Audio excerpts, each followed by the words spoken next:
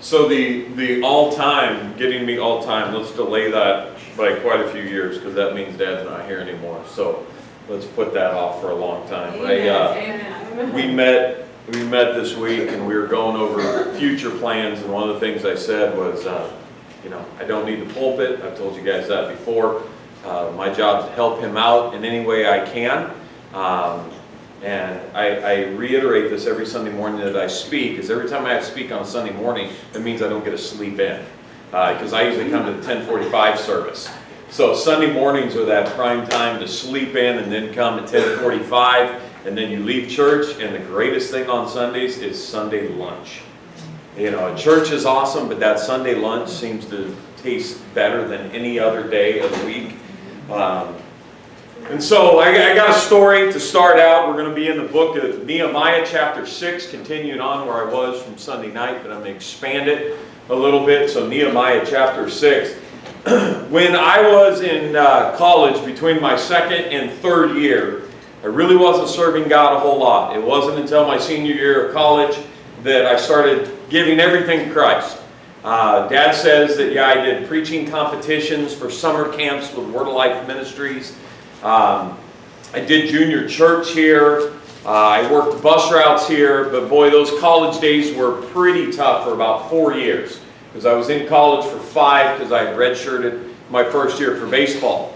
And so that time in my life, not really serving God a whole bunch, running away from things that had happened in my life, things that had happened in my family's life, other people that I had seen that were serving God around me, but they had crumbled. I don't know if anybody knows anybody like that. It's that great Christian testimony that you look up to, you revere them. You might not think you're worthy of their spiritual relationship with God, but you sort of idolize a little bit. You look up to them. They're a mentor. And then you turn around and years later, they're not serving God. They don't go to church. They don't do anything. And it was like, well, that was sort of my earthly rock that I held on to.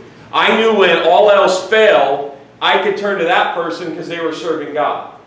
And so I had seen that as a pastor's son. I had seen countless members of our church come and sit in the church pew for 3-4 years. Their life was doing great. Their families were doing great. Their kids were doing great. And then all of a sudden, one tragedy happens in their life, and all of a sudden, I don't see them anymore. And next thing you know, as a kid growing up, I'm seeing the family gets divorced. 2 out of their 3 kids are absolutely a mess and spend the rest of their life working on it. And are you serious? How can this happen? Well, so in 4 years of college, I searched and I searched and I searched, trying to find that happiness that I thought the world had. And the reality is, no matter what was out there, there was no true happiness. There was always an emptiness. I got success in sports, but I was never truly happy. I was dating girls, never truly happy. It wasn't until that decision came where I said, God, I'm all in, that all of a sudden I sort of had a peace of mind and I had a purpose. Well, we're designed for that purpose. In everything we do, we're designed to serve Him. And so when you don't, what happens? It leads us away and leaves us unfulfilled in life. So we look for other things to replace it. Money, relationships, fame. We look for everything else to replace that void that God has put in our lives to serve Him. When I decided I'm all in, God, I never had to worry about money. Now, don't get me wrong. I work hard. I try to do the best I can for the ministry. I manage my money well because you have to pay the bills. So I'm not saying being broke is of God. No, it's not. In fact, I wish everybody here was rich and the school and church would have to stop fundraising. That would be amazing. But that's not the ultimate goal. Fame was not the ultimate goal. I would hate to have TMZ following me everywhere I went at every moment. It would just be terrible. Get a bad angle of my beard or something and, I'd be distraught for weeks. There are things that it's like if we look to the outside, we can get crumbled. And so there were things that I did learn when I really wasn't serving God so much. And I learned perseverance. Not from a God standpoint, but from an athletic standpoint. And here's why. Between my second and third year of college, I went to Canada for 3 months and played baseball. There was 5 Americans that were brought in with a bunch of Canadians, and they paid us for field maintenance, and we played. But the town I was in only had 100 people. And I think I've told this story before. They had a couple oil people, a couple cattle people, and then one major millionaire that was just a stocks guy. And so their entertainment for the summer was to bring these 5 Americans in with all the kids from 3, 4, 5 hours away, the college guys and the older guys, and play baseball. And so outside of this town of 100, we had a baseball field about a mile away. And we were 45 minutes from the closest town that was only 15,000 people, which was Swift Current. And so they had no sprinklers at their field. They had to bring in a huge truck that you see construction workers to water down the outfield to make sure the grass was green. The infield was dirt, so they could water it down because they couldn't keep, both the infield and the outfield green. But it was the greatest time of your life because everybody from hours came to watch us play. Cars would park in center field, and if somebody hit a home run, they would flash their lights and honk their horns. And hundreds of people would be there. It was the greatest time. But the one thing I noticed was any road going anywhere was gravel. Until you got an hour away to a main town, it was gravel. Well, the problem is I'm a college student that wants to get better at sports for the next year. I'm using that summer to work out, get better, experience, and everything else. And so really the only path where I had to run was the gravel road between here and the baseball field, which the baseball field was 1 mile away. So you'd run to the baseball field and back. That'd get 2 miles. But the problem is it's a gravel road out in the middle of nowhere. And I'll tell you what, that first mile going there, not a big deal. Because that was downhill. Coming back, that second mile, it's dusty. There's just weeds. We're in Saskatchewan, Canada, so it's just sort of flat lands. Coming back, every step, I just wanted to quit and walk. Just wanted to quit and walk.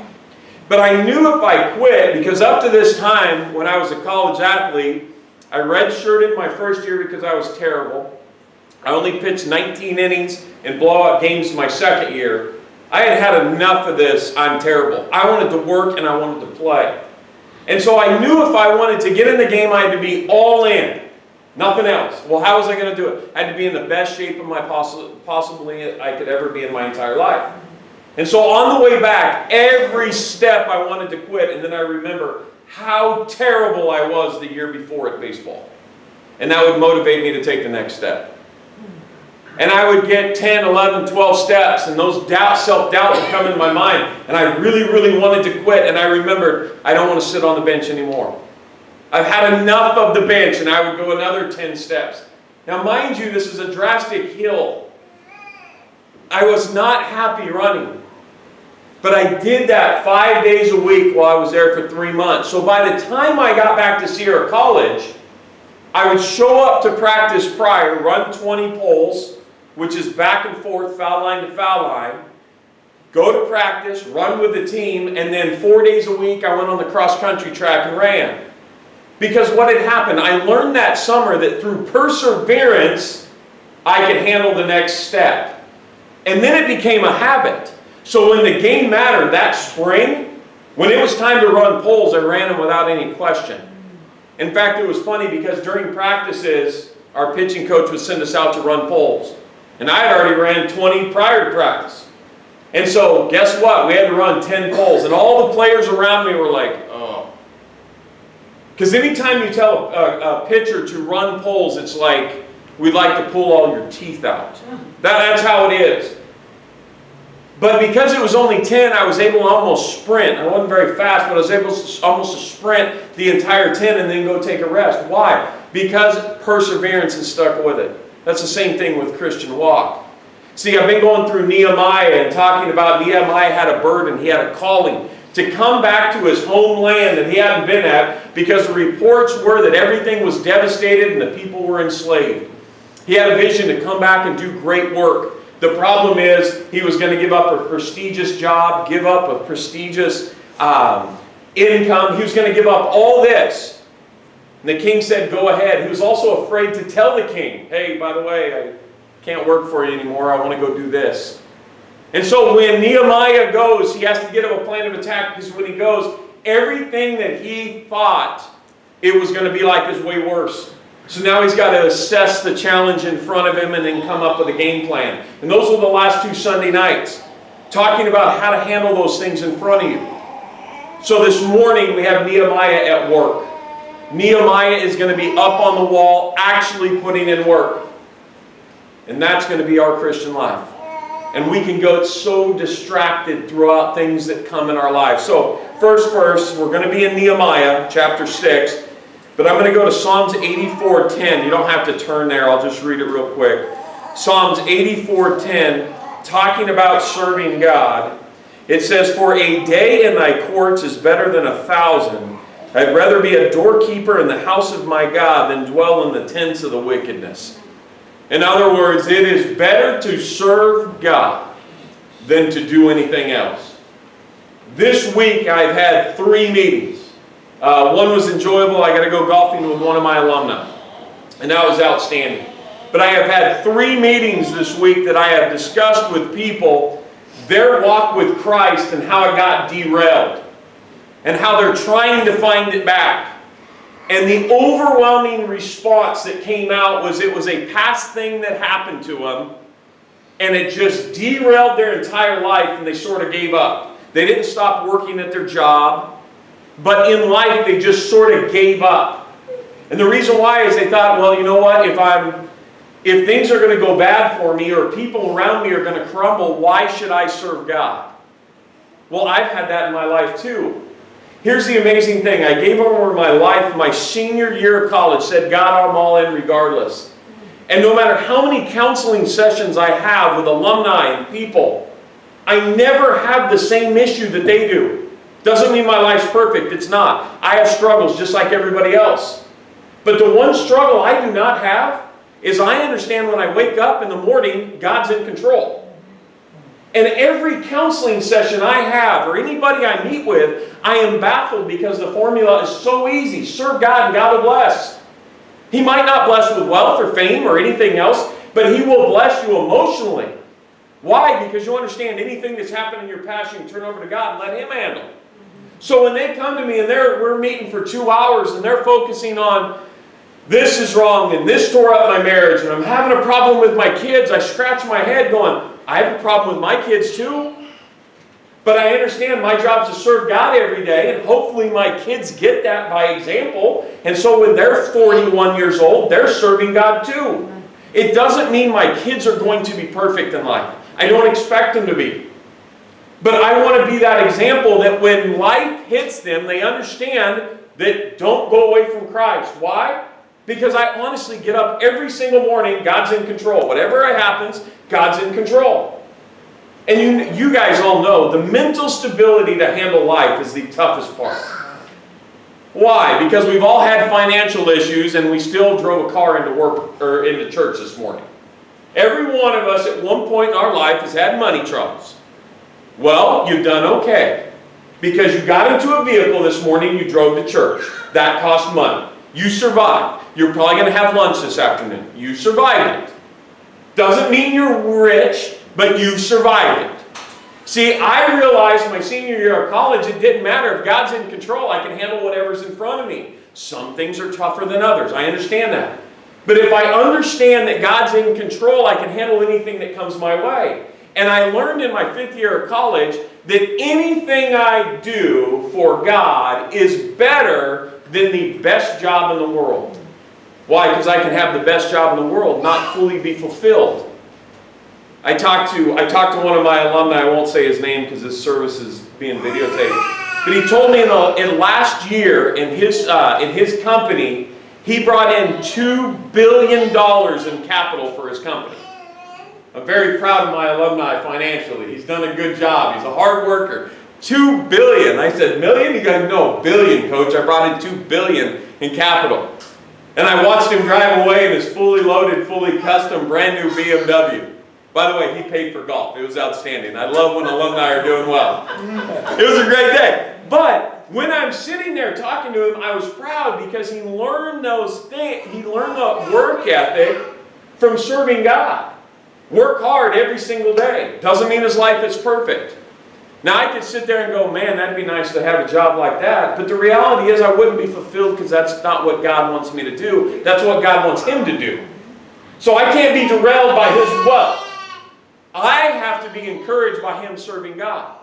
So we go to Nehemiah chapter 6 and we start and it says, verses 1 through 3, it says, now it came to pass when Sanballat and Tobiah and Geshem and Arabian, and the rest of our enemies heard that I had built the wall, and that there was no breach left therein, though at that time I had not shut up the doors upon the gates.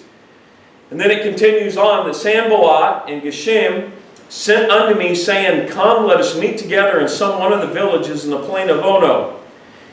But they thought to do me mischief. So basically he's got some people. He's up on the wall working every single day. This is Nehemiah, rebuilding the wall. It's almost done. He's working hard to build the wall. In other words, he's serving God day in and day out. He's on the wall. He's doing God's work. And people come up and they're trying to derail him. They're trying to bring him off the wall. Because if we can bring the leader down, everybody else is going to crumble. Which I'll get into that a little bit later. And so they walk up to Nehemiah and they're basically come down from the wall. Verse 3 says, And I sent messengers unto them, saying, I am doing a great work, so that I cannot come down. Why should the work cease? Whilst I leave it and come down to you? Nehemiah's response when they said, You know what? Why don't you come down from that wall? He's like, I can't. I'm doing a good work. See, the problem is I can get distracted in my walk with Christ by others around me. I had a 2.5-hour meeting yesterday at the school with a prospective student. And for 2.5 hours, what's that word? Kept going over? That's it. I kept wanting to think irritated because I think I was irritated yesterday. Reiterated the exact same thing afterwards. They kept trying to, what's the selling points of your school? I said, there's no selling points of the school. The only thing I can guarantee is the staff's going to love your kids and we're going to put Christ first in everything. Whether your kid gets that or not is a different story. But I'm going to love your kid and I'm going to try to teach them, because he's a baseball player, to serve Christ first. Amen. So, the character, that's great. And he thought the character speech was amazing. And Brooks, you played for me. Character first. Am I correct? We don't want to lose, but it's character first. I want my guys, when they're 25 to 35, to put Christ at the forefront. That's really all I'm concerned about. And so I'm sitting there telling this guy and his wife, with the son sitting there, this is the selling point. Well, if we stay at our current high school, they have this kind of sports program. And I honestly looked at him and said, well, you probably should, if this is a baseball decision, you need to stay there. Because if you're making a decision to come from me, it's not a baseball decision. It's an impact on your life decision, because I'm more concerned about baseball. And I looked at the young man and I said, I don't care how good you are, it won't impress me. Because I'm not going to be oohed and awed over your abilities. I've played with way better and against way better than you're going to ever be. I'm going to worry about improving your skills in baseball, but worry about your character. And if character is messed up, I'm going to let you know. For instance, this summer, I had one of my athletes happen to be sitting in the stands. Didn't realize Coach Gunter was there. We were at a college game. Didn't realize Coach Gunter was there. And I heard a word come out of his mouth that none of my athletes should ever say. And all of a sudden, I saw him reach to his pocket and pull out his phone. And guess who the text was from? You never know who's around. Make sure you're a witness of this school and me. Whether you cuss or not, it better not be done in public where people say that's one of Coach Gunter's boys. He's like, sorry, Coach. And then immediately looking for me. And then I saw him chewing out his girlfriend. Well, what happened? I guess she was nagging him or something, and he got upset and he cussed at her. But the reality is, I'm going to nag that more than anything else. I am disappointed right now with some of my alumni that are currently playing college baseball, and they are not serving God. Ryan Cordell, everybody's seen my post. He's a VCA alumni. He's now the 7th prospect in the Rangers organization. I just read some blogs this week, he was almost in that blockbuster trade for Cole Hamel with the Phillies. That's how good Ryan is doing. The other night I texted him because he had been out for 2 games, and I asked Ryan, hey, are you okay? You know, what's going on? I haven't seen you play in 2 games. He's in the lineup every single day for like 162 games. And I'm like, you okay? He's like, I got an oblique strain, so I'll be out for about a week, but I'm not going to go on the disabled list. I said, that's great. And I said, well, make sure through everything, keep him first. Everything else is a bonus. And he goes, Coach, you know I'm going to. Happy. I don't care that he's in AA. I don't care he's a 7th prospect. I am so happy that he's 23 years old serving God regardless of what happens. And he knows that. I sent him a verse a couple weeks ago that just said, stick with it, because I knew the trade rumors were coming around, and because he's such a good prospect, it could come. I sent him a text, just a Bible verse about encouragement. You never know. Put it in God's hands. Whatever happens, happens. Why? Because at some point, his career will end. I tweeted yesterday, based on my meeting in the morning, that character is first. That the main thing we need to get from sports is the concepts that we learn and apply and carry those into our life, because our careers will all end. And then hashtag character first. Because it's more important than anything else.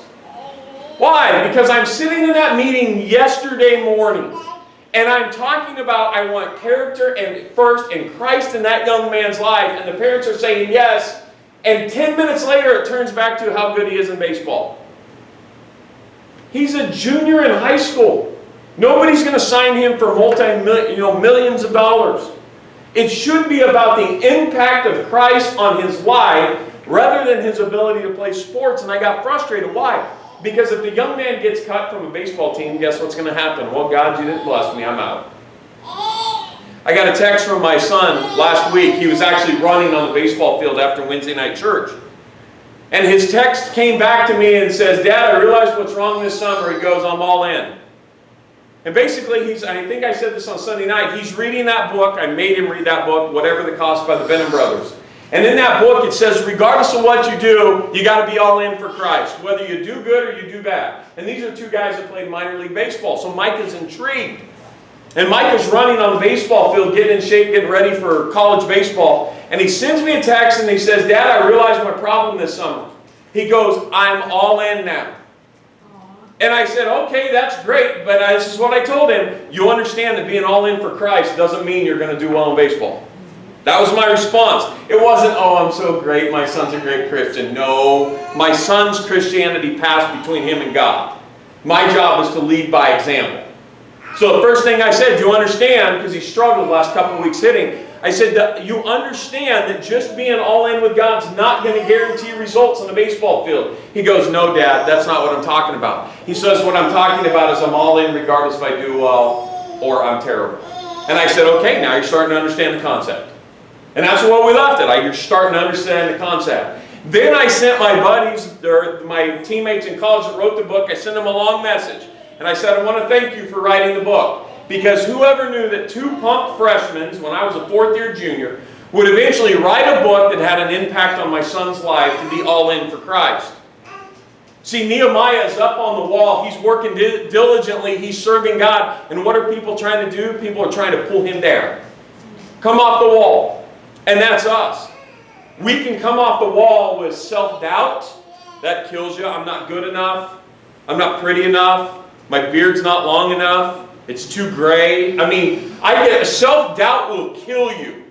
Because if you have self-doubt, it's going to wear you down mentally, and then you're going to have a tough time getting up and going to work the next day. Past circumstances can bring you off the wall. It's hard enough that we have to live in a society where we have to deal with outside influences and also have to deal with our past. I watched, this is so bad, I hate to admit it, and I hate that it's on camera right now. I love reality shows, which I have told you, because you don't have to think they're really, really dumb, and it's just, I just like reality shows, I just do. And so one of my seniors told me about this couples therapy or whatever show, and it's basically reality stars that go on couples therapy for like a week. They prolong it to about a 2-month show. And it's some reality stars that I know. So it's hilarious watching these people you think have it so good. They're just really messed up people. Part, they're using it to get on TV, and part, really, they are messed up people. And so this last episode that I watched, the whole episode, this day in their therapy, was forgiving your past, whether it was sexual abuse, whether it was a past agent that messed you over by taking a lot of money, whether it was a past relationship, whether it was your parents getting divorced. The point was, write them a letter of forgiveness, put it in a coffin, bury it, throw some dirt on it. That was their exercise for this marriage counseling. And I'm sitting there watching, knowing what I'm going to preach on Sunday, and I'm laughing because they're having to go through this big ritual of burying this stuff, when the reality is, my past, which I've had stuff just like everybody else, I turned over to Christ. I didn't have to go on TV crying, putting a fake letter into a box, putting dirt on it. I turned it over to Christ. You can't let the past get you down. Every one of us have a past. Every single one of us. If I relied on the past to choose my happiness in the future, honestly, my life would be over. Because the reality is, one day leads into the next and then turns into depression, then I can't get out of bed the next day. So things that try to get you, we're already dealing with those things that try to get you down off the wall. Do not let self-doubt, past circumstances, or personal ambition. John 21:3, Simon Peter saith unto them, I go fishing. They say unto him, we go also with thee. They went forth and entered into a ship immediately, and that night they caught nothing. And here's the amazing thing about John chapter 21, verse 3. Even when you're serving God, you're going to get into the boat, go out to do work, and there's not going to be any fruits for your labor. Well, wait a minute, God. I went out and served you. I stayed on the wall. Why am I not wealthy? Why is my life not perfect? Why can't I really get along with my spouse? Why are my kids a nightmare? But that is a prime example that it says, you know what? Sometimes you're going to go out, your fruits of labor are going to be pointless. But what's the next part of that chapter? God says, come, put it on that side, and your nets will be filled. What's the point? The job is to stay in the boat or on the wall serving God, follow God's lead, and then God supplies. Because if we rely on our own, we get in the boat, we go out there and fish, and what happens? We get nothing. But our job is to stay on the wall. Why is it important to stay on the wall and be that example? Matthew 18, chapter 6 says, but whoso shall offend one of these little ones which believe in me, it is better for him that a millstone were hanged about his neck, and that he were drowned to the depth of the sea. Now, here's another reason why it's so important to stay on the wall when everybody's attacking you. Stay serving God. Because the Bible says that those people that are a distraction for others, it might as well be better if they hung something around their neck and dove in the sea and drowned. In other words, I have people watching me constantly. They don't want me to fall. But you know how many people would be affected if I stopped serving God and became a big-time alcoholic or drug user? Now, my Christianity is between me and Christ, and so should theirs be. But the reality is I also have that self-motivation that I understand I got to get up the next day and go to work. Why? Because I'm going to have an influence on others. People are watching. One of my biggest influences has been my dad. Been through a lot. He shows up Sunday, day in and day out. And it's funny, some of us, we go to church for 10 years, we stop for 10 years, come back in 10 years. Who's never left? The example to stay with it. But here's the amazing thing, is the Bible says it doesn't matter what he does, you're supposed to serve God regardless. Why? Because you're supposed to stay on the wall.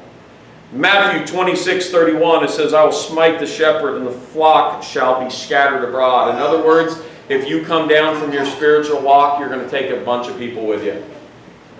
2 of my meetings this week, their spiritual life was crumbled and their world was crumbled because people that they looked up to and mentored that were serving God only served God on Sunday and didn't serve God Monday to Saturday. And because they didn't serve God Monday to Saturday and they thought going to Sunday church was it, eventually their life fell apart and the people I were dealing with were trying to put theirs back together because of the past. People are watching. We go to Nehemiah, we're back to Nehemiah chapter 6, verse 4. It says, Yet they sent unto me 4 times after this sort, and answered them after the same manner. They come to him 3 times, get off the wall, Nehemiah, stop serving God. He says, I can't, I'm doing a good work. Then they come to him a 4th time. And the Bible says, what's Nehemiah do? He answers the same way. I'm going to stay on the wall because I'm doing a good work. What are we supposed to do? Proverbs 4:23 through 27 explains it all. In Proverbs chapter 4, verses 23 through 27, I'm going to sum it up, says that we're supposed to keep our eyes towards Him and walk straight.